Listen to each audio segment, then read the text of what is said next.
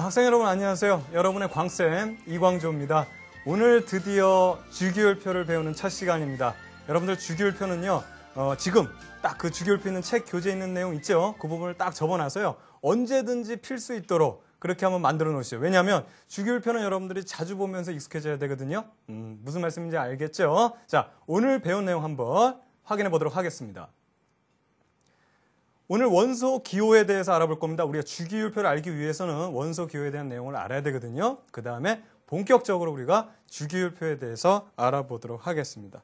자, 마지막으로 오늘 주기율표의 그 간단한 내용으로 금속과 비금속 원소에 대한 내용, 그 내용을 살펴보겠습니다. 자, 여러분들 준비되셨습니까? 자, 그러면 본 내용 지금부터 시작하겠습니다.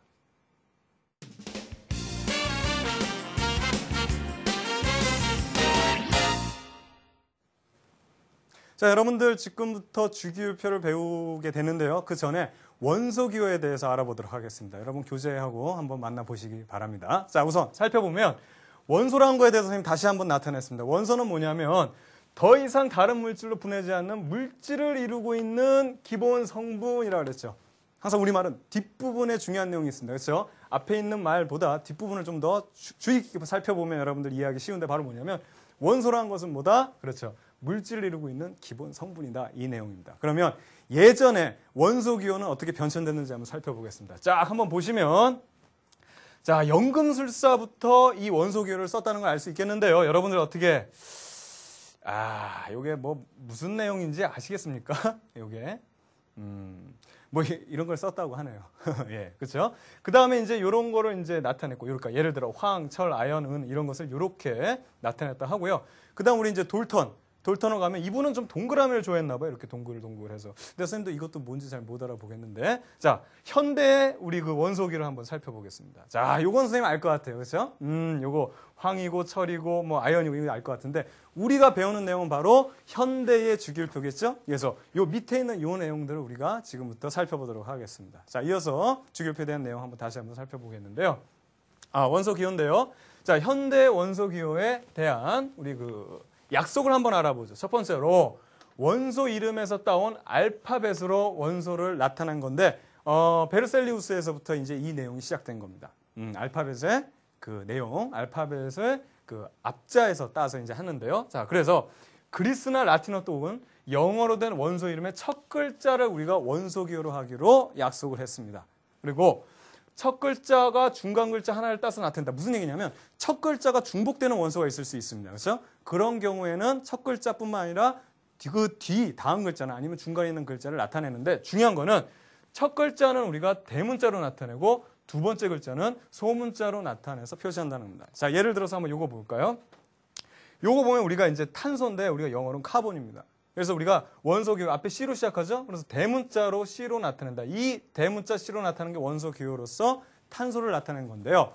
반면에 칼슘 같은 경우도 영어로 칼슘이에요. 그래서 같이 C로 시작하죠. 그럼 이렇게 두 개를 이렇게 나타내면 어떻게 했습니까? 구분이 안 가죠. 탄소랑 칼슘은 구분이 안 가게 되기 때문에 이럴 경우엔 뒤에 있는 여기 A를 쓰되 소문자로 써줘서 칼슘을 이렇게 나타냈다는 거죠. 만약에 뒤에 있는 글자 아니고 중간에 있는 글자를 쓸 때도 있는데 마찬가지로 첫 글자는 대문자, 두 개 글자를 쓸 경우는 두 번째 글자는 소문자를 해서 우리가 나타낸다는 사실을 여러분들 알아보면 되겠습니다. 자, 그래서 여러 가지 우리 원소 기호들을 한번 살펴보도록 하죠. 여기 보면 자, 이렇게 원소 기호들 이제 여러분들 이제 선생님 이거 뭐 외워야 돼요. 뭐 이제 얘기들 나올 텐데 한번 보죠. 좀 아쉬운 건 말이죠. 지금 이 알파벳의 앞 글자를 땄잖아요. 만약에 이 원소 기호라는 것을 우리나라 과학자가 만약에 했다면 참 좋았을 텐데. 우리 학생들 공부할 때 편할 텐데. 그렇죠? 수소라는 거 우리 H로 나타내는데 이게 하이드로겐이거든요. 그냥 알파벳에 H 딴 거죠. 만약에 우리나라 과학자가 했으면 어떻게 원소 기호 어떻게 나타내면 되겠습니까? 이거. 그렇죠. 수소 이렇게. 그렇죠? 좋죠? 헬륨. 야, 좋다 헬륨. 이렇게. 탄소 뭐 이렇게. 야, 이렇게 나타냈으면 그냥 그쵸 우리는 공부하기 편하고 좋고 그쵸 외국 애들은 뭐 한국말 어려워요 막 이러면서 어려웠을 텐데 우리는 그냥 두 배로 고생을 하게 됐어요. 그쵸 어쩔 수 없죠. 전 세계적인 이제 공통적인 약속이니까 원소 기호는 이렇게 알파벳의 대문자 그리고 두 글자로 나타낸 거 보면 항상 뒤 글자는 어떻게 된다? 소문자로 나타낸다. 그래서 이렇게 하나 아니면 두 개의 글자로 나타낸다는 겁니다. 자, 요 원소에 대한 내용들은 선생님이 여러분들 더 정확하게 더 자세하게 짚어줄 거예요. 어떤 내용들, 어떤 원소들을 알아야 되는지에 대해서 선생님이 얘기를 할 테니까는 우선은 이런 식으로 쓴다는 사실을 알아두면 되겠습니다. 자, 이어서 우리가 주기율표에 대한 내용을 이제 살펴보겠는데요. 자, 한번 보시죠. 주기율표에 대한 정의를 먼저 말씀드리겠습니다. 주기율표는 뭐냐면 이 주기율이라는 거 이제 periodic law라 그러는데 periodic이라는 뜻이 뭐냐면 성질이 비슷한 원소들이 자 이겁니다. 주기적으로 나타난다. 그러니까 공통적인 사항이 계속해서 반복되는 걸 우리가 주기율이라고 합니다. 그러니까 주기율표는 그 공통적인 사항이 계속해서 반복되는 그런 규칙성들을 표로 나타내는 것을 우리가 주기율표로 한다는 거죠. 자, 이해가 가시나요? 자, 그래서 주기율표는 주기율을 기준으로 원소들을 한눈에 볼 수 있게 분류해 놓은 표를 우리가 주기율표라고 한다는 겁니다. 자, 그래서 우리가 주기율표에 대한 내용을 좀 더 살펴보면 최초의 주기율표, 이건 한번 알아두시죠. 당시 알려진 63개의 원소를 질량순으로 자, 첫 번째 주기율표를 만든 사람이 바로 뭐냐면 멘델레프라는 사람인데요. 이분은 원소를 어떻게 질량순으로 나타냈었습니다. 그래서 주기율표를 만들었는데요. 현대 오늘날의 주기율표는 어떻게 됐냐면 자, 현대 주기율표입니다. 110여 종의 자, 원소가 그 기간 동안 많이 발견됐죠. 한 93번까지가 우리가 자연적에서 발견된 거고 그 이후의 원소들은 과학자들이 인공적으로 만든 원소인데요. 어떻든 110여 종의 원소들을 원자번호 순으로 나열했다. 바로 이게 모즐리 과학자 모즐리가 만들어 그런 주기율표입니다. 그래서 이 모즐리의 주기율표는 어떻게 되냐면 원자 번호 순으로 원소들을 나열했다. 여러분 그걸 반드시 기억하기 바랍니다. 자, 이어서 우리가 중요한 것 중에 하나는 이 표가 주기라는 것이 있습니다. 주기는 뭐냐면 우리 주기율표에서 주기율표의 가로줄을 말하면서 1부터 7주기까지 있다. 가로줄이에요. 이렇게 가로줄. 이렇게 있는 게 바로 주기고 반면에 족이라는 것이 있습니다. 이 족은 뭐냐면 주기율표의 세로줄을 말합니다. 그래서 1쪽부터 18쪽, 세로줄. 하나, 둘, 셋, 넷, 다섯, 여섯, 일곱, 여덟 해가지고 18개까지 있다는 거죠. 이게 바로 족인데 여러분들 족을 조금 더 여러분들 신경을 써주기 바랍니다. 왜냐하면 같은 족의 원소들은 성질이 같다는 거예요. 성질이 굉장히 비슷한 녀석들을 모아놓은 게 바로 족입니다. 자, 여러분 이게 바로 주기율표인데요. 그럼 우리 주기율표에 대해서 다시 한번 정리를 해보죠. 자, 우선 현대 주기율표는 어떤 순으로 원소들을 나열했다? 어떤 순으로? 그렇죠. 원자번호 순으로 나열했다 그랬죠. 두 번째, 가로줄이 뭐였습니까? 가로줄. 그렇죠. 그게 주기. 1부터 7주기까지 있었고요. 세로줄이 뭐였죠? 족이었습니다. 그렇죠? 족은 바로 뭐였다? 공통된, 그러니까 어떤 성질, 화학적 성질들이 비슷한 원소들이 족으로 나타내져 있다는 거죠. 자, 이해가죠? 자, 그러면 여러분들 우리 주기율표를 한번 지금부터 한번 보도록 하겠습니다. 자, 이게 주기율표인데요. 굉장히 복잡하죠? 여러분들. 벌써부터 이제 걱정을 많이 할 것 같은데요. 선생님이 이 주기율표에 대한 설명을 잠깐 한번 판서를 잠깐 하도록 하겠습니다. 여기 한번 보죠. 여러분들 게임 중에 이런 거 있죠. 아시는지 모르겠는데. 자, 한번 해볼게요, 선생님이. 자, 1, 2, 4, 5, 7, 8, 10, 11, 12. 뭐죠, 이게? 그렇죠. 369 게임이죠. 이 369 게임의 공통적인 사항이 뭐죠? 3과 6과 9에서 박수를 친다는 거죠. 거기서 숫자를 부르면 틀리잖아요. 그러면 여러분들 이런 거 한번 분석해 본 적 있으세요? 369 게임 한번 분석해 본 적 없죠? 그러면 선생님이 한번 분석을 한번 해볼게요. 보세요. 1일 때, 2일 때, 3일 때 짝입니다. 그렇죠? 박수. 그 다음에 4, 5, 짝. 그 다음 7, 8, 그 다음 짝, 10. 됐죠? 그 다음에 10일이죠. 10일부터 선생님 여기다 쓸게요. 11, 12, 짝. 그 다음 14, 15, 짝. 17, 18, 짝. 20, 21, 22, 짝. 24, 25, 박수. 27, 28, 박수. 그 다음에 30이니까 여기도 박수죠. 근데 우선 여기까지만 쓸게요. 어떻습니까? 선생님이 지금 우리 뭐죠? 369 게임의 그 내용을 선생님이 이렇게 썼어요. 그럼 보세요. 이렇게 가면서 어떤 변화가 일어나죠? 하나씩 앞에 숫자가 늘어나죠.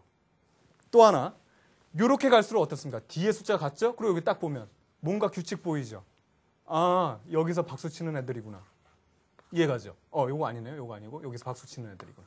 어떻습니까? 이걸 뭐라 그러냐면 주기율이란 건 뭐냐면 공통적인 특징이 있다 그랬죠. 이 공통적인 특징을 표로 만든 게 주기율표라 그러면 선생님이 이걸 뭐라 그러냐면 자, 광쌤의 그렇죠. 뭐죠? 369 주기율표입니다. 별게 아니에요. 자, 그럼 어떻습니까? 이것만 있으면 여러분들 이런 거 분석해 보면은 369 게임은요. 질 수가 없어요. 왜 그러냐면 보세요. 뭐 사람에 따라 이제 다르지만 예를 들어 쫙 이렇게 보세요. 그 3명 있다고 한번 가정을 해보죠. 뭐 인원수 바꾸면 더 관계없어. 그러면 이거를 갖다가 그때 내 친구가 어떻게 하는지를 들으면서 이거 칠라 그러면 실수가 나오죠. 근데 미리 이런 걸 한번 분석을 해보면 3명 있다. 예를 들어 제가 먼저 한다. 그 다음에 여기 있고 내가 마지막에 그러면 어떻게 되냐면 보세요. 앞에 있는 애가 얘기하고 나는 세 번째 박수 치죠. 그 다음에 뭐 어떤 애들이 무슨 얘기하다 보면 관계없고 나는 박수 치면 되고 박수 치면 됩니다. 그래서 뭐냐. 여기 한 바퀴 10쪽으로 넘어가기 전에는 어떻게 하면 되죠? 박수만 치면 되니까 3번만 준비하면 돼요. 얘네들이 막 귀를 기울이면서 뭐 3이 나오나 6이 나오나 박수 치려고 할 때 나는 뭐 딱 벌써 머리를 쓰는 거죠. 아, 제가 먼저야? 그럼 나는 첫 번째 한 바퀴 돌아갈 때 뭐 3번만 치면 되면 어떻게 하면 되죠? 그냥 준비하고 있다가 옆에 있는 애가 뭐라 그러면 나는 3번만 치면 됩니다. 맞죠? 그러고 나서 문제는 다음으로 넘어갈 때는 어떻게 되냐면 요 녀석 때문에 한 단계가 당겨지죠. 내가 얘기해야 될 것은 요거, 그 다음에 요겁니다. 빨리 머리를 쓰는 거죠. 그러니까 12, 15, 18이라는 거죠. 그러니까 그것만 생각하고 있습니다. 다음번 돌아갈 때는 어떻게 한다? 그렇죠. 얘네들이 뭐 하든 여기 있는 하여튼 옆에 있는 애가 뭐라 그러면 나는 12, 15, 18 이것만 얘기하면 되죠. 12, 15, 18. 그렇죠. 그럼 다음 단계로 넘어가면 어떻게 되죠? 하나가 더 당겨지니까 나는 1, 4, 7을 얘기하면 되는데 다음 주기로 넘어가니까 2가 되죠. 그래서 21, 그 다음에 24, 27 이렇게 얘기하면 되죠. 그러니까 미리 남들은 듣고 박수를 쳐야 될지 안 쳐야 될지 그거 고민하고 있을 때 나는 뭐 벌써 몇 수를 앞당겨서 얘기하고 있는 거죠. 어떻게 질 수 있겠습니까? 도저히 질 수가 없죠. 그래서 선생님 이거 하면서 보면 이길 수밖에 없다니까요. 선생님 그러면 애들 순서가 바뀐다. 예를 들어 그럼 얘가 술래가 됐어. 그럼 얘부터 하면 다시 빠르게 이걸 생각하면 머릿속에 이걸 딱 생각하면 어떻게 되죠? 아, 얘가 이제 여기서부터 시작하면 내가 다음번이다. 그럼 바로 2, 그 다음에 5, 8을 얘기하면 되고 그 다음에 하나 더 당기니까 11, 14 이런 식으로 머릿속에서 미리 3번씩 돌아간다고 그냥 만약에 인원수가 바뀐다 그러면 그때 또 바꾸면 되는 거죠. 어떻습니까? 만약에요 여러분들 요 내용을 갖다가 표를 딱 이렇게 쓰고 나서 보면서 하라 그러면 게임은 재미없겠지만 어떻게 실수할 수 있겠습니까? 없죠. 그렇죠? 바로 이런 겁니다. 이런 규칙을 나타낸 게 바로 주기율표거든요. 그래서 여러분 좀 더 선생님이 좀 업그레이드를 해서 완벽 필승 방법. 자, 필승 방법인데 이거 지금 미리 요거 생각하는 것보다 이제 한 단계를 더 당기는 거예요. 이건 완벽한 거예요. 이제 질 수가 없어요. 왜냐하면 이거 지금 뭐 하는 거죠, 선생님이 지금? 지금 369 지금 설명을 하고 있네요. 그게 중요한 게 아니고 이제 어떤 건지 내용이 알겠죠. 그러니까 369 게임이라는 거는 이렇게 그러니까 여러분들 표를 나타낸 적 없는데 이런 규칙이 있기 때문에 이런 내용들만 하면 여러분 이길 수 없죠. 그러니까 여러분들이 막 그 게임 같은 거 할 때 잘하는 사람이 이길 수 없는 게 그 사람들은 이런 걸 미리 알고 있는 거거든요.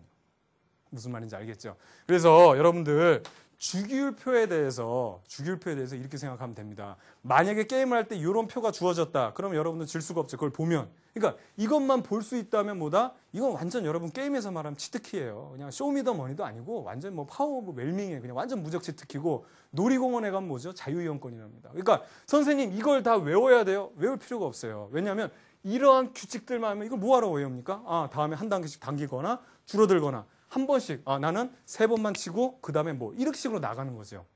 그래서 선생님 이런 얘기합니다. 선생님 주기율표 어디까지 외워야 돼 하는 사람은 저는 이렇게 표현합니다. 여러분 핸드폰 있죠? 그 핸드폰에 여러분들 친구들 전화번호가 다 저장돼 있어요. 그럼 여러분은 그 핸드폰 저장돼 있는 전화번호를 다 외웁니까? 아니죠.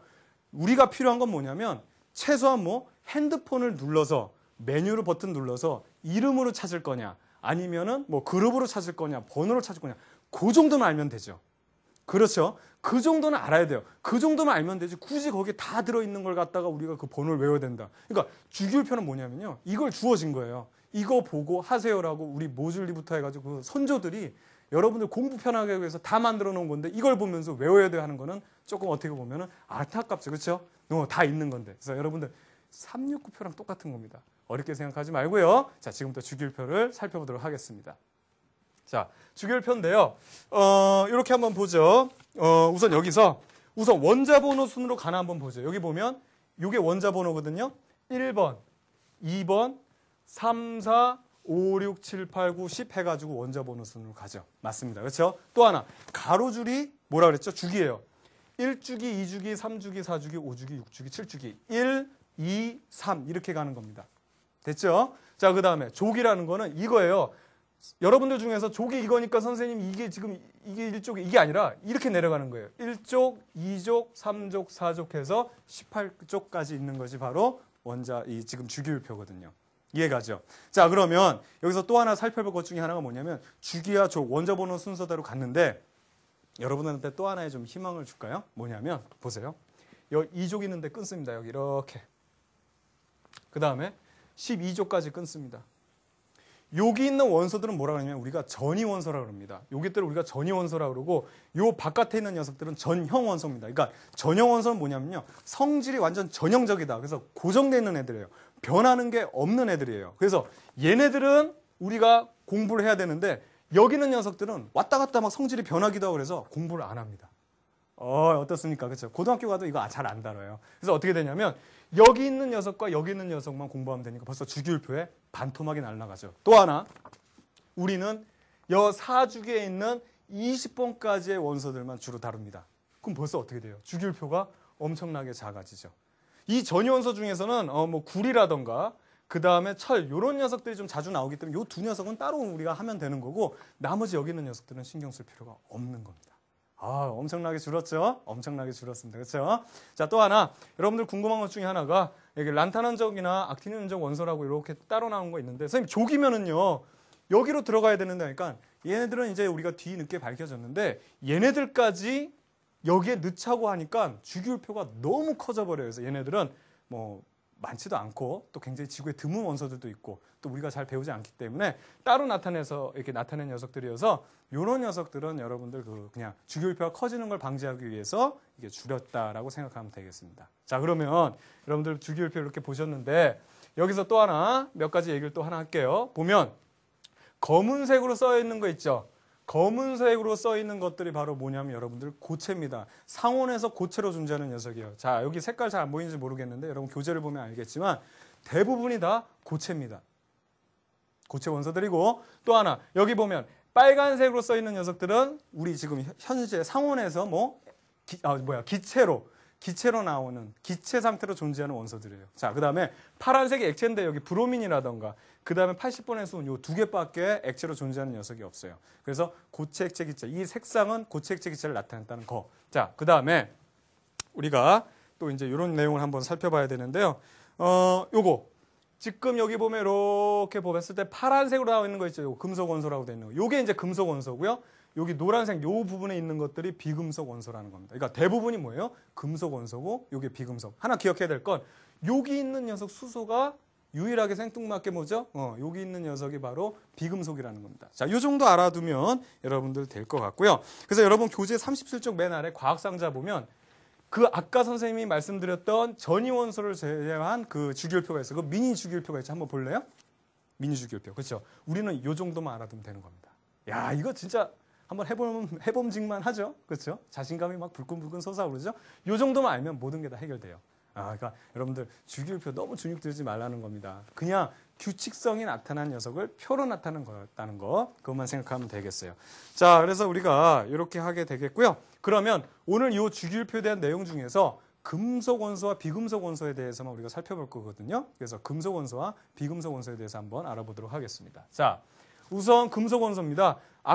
좀 전에 봤지만 그 주기율표에서 왼쪽하고 중앙 부분에 위치했던 사실 금속 원소가 거의 대부분이었잖아요. 그렇죠? 그리고 그 금속 원소 여러분들 알고 있는 그 금속이에요. 그래서 특징은 열과 전기를 잘 통하는 고체 물질이다라고 되어 있고요.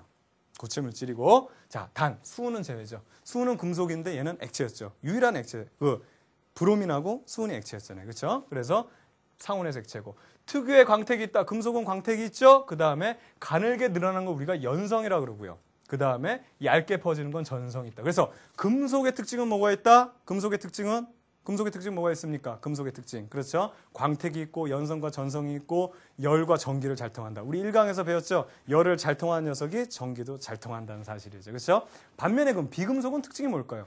비금속은 금속이 아니다. 아니 비자를 쓴 거거든요. 그렇죠? 그래서 금속이 아니니까 광택도 없겠고 열과 전기를 잘 통하지도 않겠고 연성전성 없겠고 이런 거겠죠. 한번 보죠. 얘는 오른쪽에 위치하고 있습니다. 그래서 상온에선 대부분 고체나 기체로 존재하는데 단 브로민은 액체고 열과 전기 잘 통하지 않고 잘 부서지는 성질이 있다고 합니다. 그래서 여기 보면 얘가 이렇게 원소들이 나와 있는데 이런 얘들은요. 주기율표를 통해서 보게 되면 훨씬 더 간단해지게 되는 거죠. 바로 주기율표 한번 살펴보도록 하겠습니다. 자, 주기율표를 보면 다시 돌아왔습니다. 자, 아까 선생님 말씀드린 대로 이쪽 중앙과 왼쪽 중에 금속 원소가 많죠. 그렇죠? 그리고 이쪽 오른쪽에 바로 비금속 원소들이 있는데요. 여기서 여러분들 요거 하나 좀 알아보도록 할게요. 요거 하나만 우선 오늘 여기서 포인트는 요거.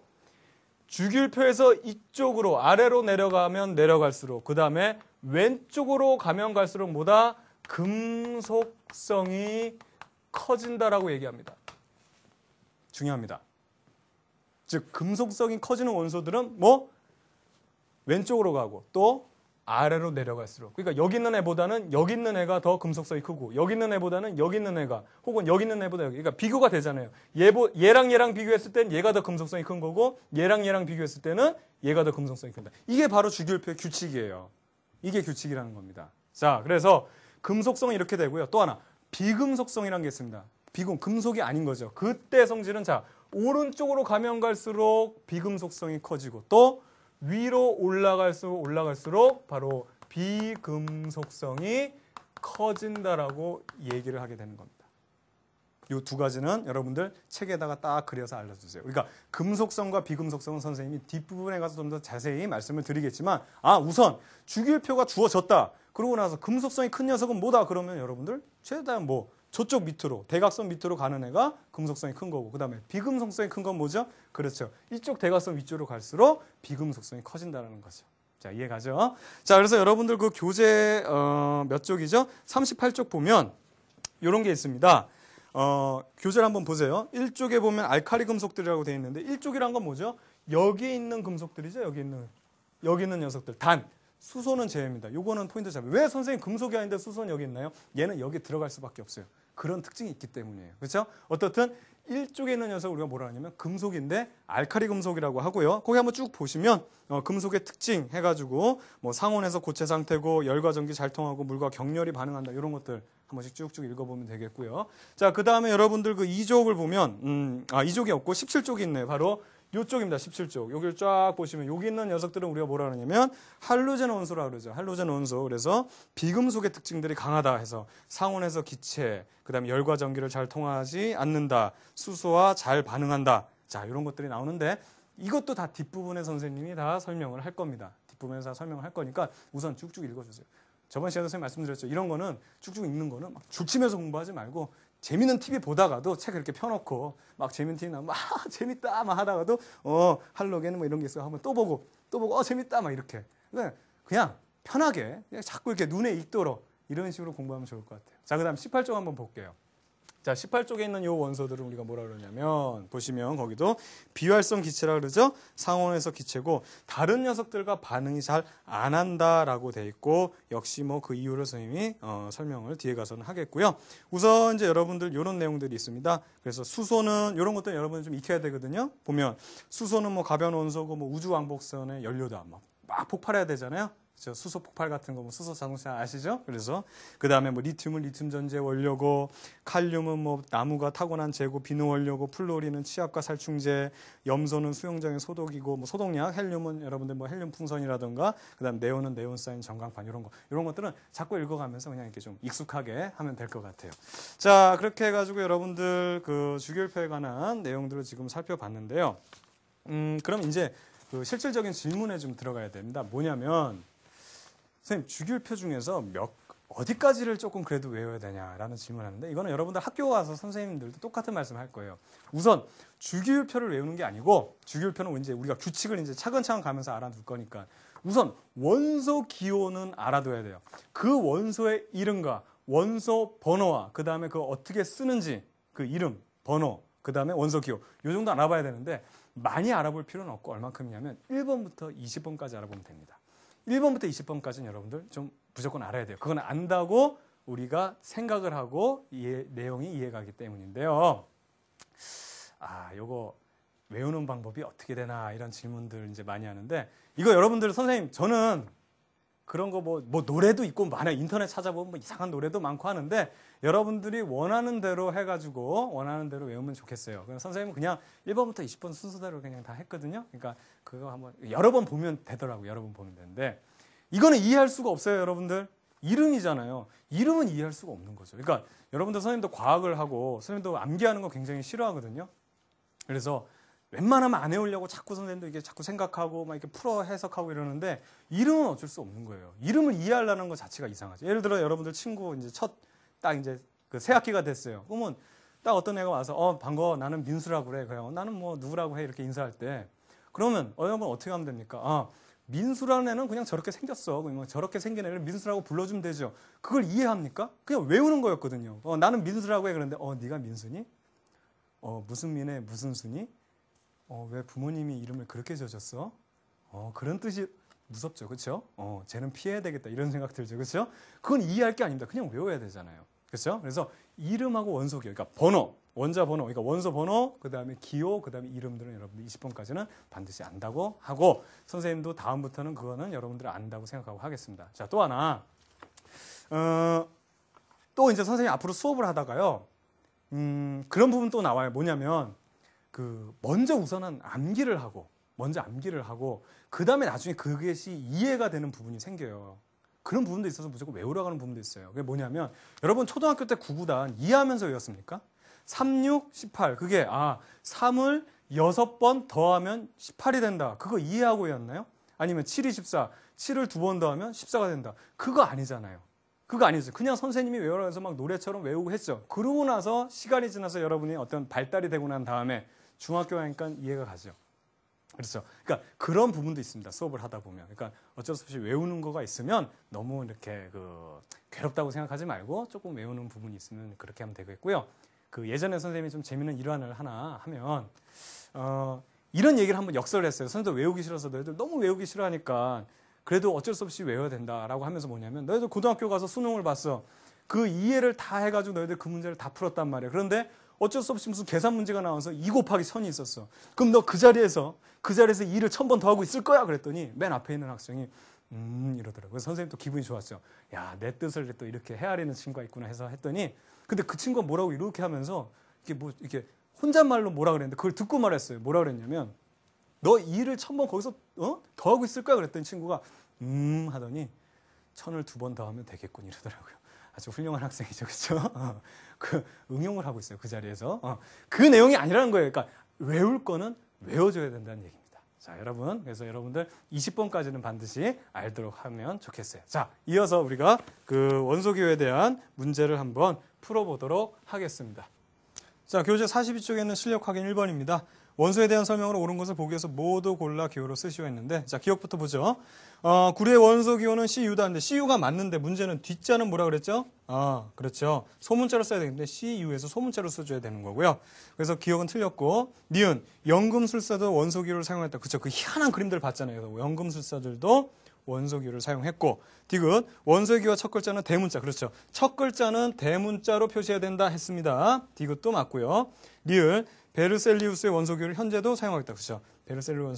베르셀리우스가 원소 기호의 어떤 토대를 마련했다고 했죠. 그래서 정답은 니은, 디귿, 리을이 되겠습니다. 자, 이어서 2번 풀어보겠습니다. 다음에서 설명하고 있는 원소 이름과 원소 기호를 쓰시오. 연필신과 다이아몬드의 성분을 이루고 있는 원소이다. 여러분들 좀 읽어본 학생들은 알겠죠. 이게 탄소 얘기하는 것 같아요. 자, 수출 뜻하는 라틴어. 이 라틴어 이거 어떻게 읽죠? 까르보 이렇게 읽나요? 스파게티인가? 에서 유래된 영어입니다. 그렇죠? 요건 알겠어요. 영어. 카본입니다. 그렇죠? 발음 좋나요? 자, 카본 해서 따온 원소기호를 사용합니다. 그래서 우리가 요거 C로 시작하잖아요. C로. 그래서 우리가 이 원소는 바로 뭐냐면 탄소가 되겠고요. 그리고 원소기호를 쓰면 어떻게 된다? 그렇죠. C, 대문자 C로 써주면 우리가 되는 거죠. 자, 이어서 4번 문제입니다. 원소와 원소기호가 잘못 연결된 것을 보기 위해서 모두 고른 것은 이라고 했는데요. 우선 기억을 보면 수소인데요. 수소는 H가 많습니다. 맞아요. 니은은 플로린인데 플로린은 그냥 어떻게 쓰냐면 F라고 씁니다. 반면에 Fe는 뭐냐면요. 이게 철입니다. 철. 그렇습니다. 그래서 니은은 틀렸죠? 그 다음 디귿 보면 질소인데요. 질소는 우리가 어떻게 쓰냐면 N으로 씁니다. NA는 뭐냐면요. 이게 나트륨입니다. 나트륨. 자, 글씨 좋다. 자, 그 다음에 리을. 염소죠? 염소는 CL 맞습니다. 염소는 CL이 맞아서요. 여러분들 우리가 그 정답을 찾아보면 기역과 리을이 맞죠? 그래서 여러분들 정답은 2번이 정답이 되겠습니다. 자, 여러분들 지금까지 문제를 풀어봤는데 어땠습니까? 거의 그 기초적인 문제죠. 학생 여러분들이 원소 기호와 이름을 알고 있냐 모르냐 그거에 대한 문제니까 여러분들 20번까지를 꼭 알아두면 좋겠습니다. 이어서 문제 계속 풀어보겠습니다. 자, 다음 문제인데요. 다음 표에 기역, 비읍에 들어갈 원소 기호와 원소 이름을 써넣으시오. 똑같은 문제죠. 자, 기역은 헬륨입니다. 자, 헬륨은 He2가 되고요. 니은은 산소죠. 산소는 옥시전 해가지고 대문자 오고, 그 다음에 나트륨은 NA가 됩니다. 선생님 잘하죠? 선생님 중학교 나왔습니다. 자, 그 다음에 원소 기호 보면 요거 FE는 뭐라 그랬죠? 철이거든요. 그래서 우리말로 철 이렇게 해주면 되고, MG는 마그네슘입니다. 그래서 마그네슘이 정답입니다. 요 글씨가 잘 보이나요? 마그네슘. 자, K는 뭐냐면 칼륨입니다. 19번이거든요. 그래서 칼륨 이렇게 써주면 여러분들 정답이 되겠죠. 자, 이어서 다음 문제 계속해서 한번 풀어보죠. 8번 문제입니다. 다음 중 현재 사용하고 있는 주기율표에 대한 설명으로 옳지 않은 것을 2개 골라라 했는데요. 자, 한번 보죠. 1번 모줄리가 만든 주기율표를 사용한다. 모줄리가 만든 주기율표를 사용하고 있죠. 그것이 바로 현대 주기율표라 그랬습니다. 그렇죠? 맞는 얘기고요. 주기율표의 가로줄을 주기. 그렇죠. 가로줄을 주기. 1부터 7까지 썼죠. 그 다음에 같은 세로줄의 원소들을 성질이 비슷하다. 이게 바로 뭐에 대한 얘기입니까? 그렇죠. 족에 대한 얘기죠. 족은 화학적 성질이 비슷하다고 했습니다. 그렇죠? 자, 4번입니다. 같은 주기에서 왼쪽 원소의 원소의 원자 번호가 더 크다. 원자 번호는 오른쪽 갈수록 어떻게 됐어요? 작아졌죠. 우리 저기 369 봤잖아요. 원자 번호 순으로 가니까 오른쪽으로 써진다는 거죠. 그래서 4번 틀렸고요. 또 하나. 주기율표의 원소들은 모두 자연에서 발견되었다. 자연에서 발견된 게 93번. 까지가 자연에서 발견된 거. 그 이유는 우리가 과학자들이 인공적으로 만들었다고 했죠. 그래서 4번, 5번이 틀린 얘기가 되겠네요. 자, 이어서 여러분들 9번, 10번 문제를 한번 풀어보겠습니다. 오른쪽 그림은 자, 주기율표의 일부를 나타낸 것이다. 자, 기억니은에 들어갈 원소의 기호를 쓰라 그랬는데 선생님 그럼 이거 족 외워야 되잖아요 그러잖아요. 근데 여러분들한테 족은 그 외우라고 이제 부담은 안 주는데 보세요. 족을 몰라도 4번이 지금 여기 뭐 들어가야 돼요? 3번. 이래서 1번부터 20번까지는 번호와 원자 이름 그다음 원소기를 알아야 되는 거예요. 3번이 뭐냐면은 기억은 리튬입니다. 자, 그 다음에 니은은 뭐냐면 나트륨 다음에 12번이죠. 12번은 마그네슘이거든요. 그래서 MG 이렇게 쓰면 정답이 됩니다. 자, 이해가죠? 자, 이어서 다음 문제를 더 보면 10번. 다음 중 가와 나의 세로줄에 속하는 금속의 원소에 대한 설명을 옳지 않은 것이라고 했습니다. 그렇죠? 자, 여기서 보면 1번하고 2번에 대해서 보면은 자, 요게 가죠? 요게 갑니다. 그렇죠? 요게 가고 요게 납니다. 그래서 요거와 요거에 대한 금속에 대한 설명으로 옳지 않은 것인데 자, 가는 전기를 잘 통한다. 1쪽이죠. 그리고 왼쪽에 있는 애니까 1쪽, 2쪽 애들은 다 금속 원소라고 그랬죠. 그래서 금속의 성질을 띠는 전기를 잘 통한다. 맞죠? 맞는 얘기가 되죠. 반면에 나는 열을 잘 전한다. 열과 전기 잘 전하는 것이 바로 금속의 성질이었죠. 맞는 얘기죠. 그다음 나트륨은 물과 격렬하게 반응한다. 자, 여러분 교재도 잠깐 있었죠? 1쪽에 있는 녀석들은 물하고 격렬하게 반응하는 게 막 폭발도 합니다. 그렇죠? 그래서 격렬하게 반응하고 4번 칼슘은 근육을 구성하는 원소이다. 자, 요거 이제 사실 상식적인 문제인데 칼슘 여러분은 우유에서도 많이 봤죠. 칼슘이 뭐였죠? 그렇죠. 뼈를 구성하죠. 뼈. 그렇죠? 근육을 구성하는 게 아니고. 이거 좀 상식적인 문제고. 그다음 5번. 칼륨은 자, 나무를 태울 때 재에 포함되어 있다. 맞는 얘기죠. 그래서 정답은 4번이 옳지 않은 내용이 되겠네요. 자, 그다음 문제 한번 풀어보도록 하겠습니다.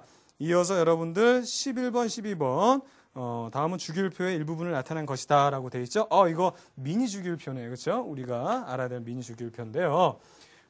문제를 보면 11번 위표의 기역대의 디귿에 들어갈 원소를 옳게 짝지어진 거. 마찬가지로 여러분 아직 족을 몰라도 번호순을 알면 보세요. 자, 지금 얘가 몇 번이냐면 지금 니은부터 볼게요. 니은 여기 있는 부분이 몇 번이면 6번이죠. 6번은 탄소입니다. 탄소. 그 다음에 디귿은 8번이죠. 8번은 산소가 되고요. 여기 있는 녀석은 9번, 10번. 자, 여기 9번, 10번, 11번 위치에 들어가죠. 이 11번 위치에 들어간 녀석은 뭐냐면 나트륨이 됩니다. 그래서 여러분들 우리가 선택지를 한번 보겠습니다. 선택지를 보면 순서대로 기억이 나트륨, 그다음 니은이 탄소, 그다음에 디귿이 산소였기 때문에 요 1번이 정답이 되는 것이죠. 그렇습니다. 자, 그다음에 우리가 12번 문제 풀어보겠습니다.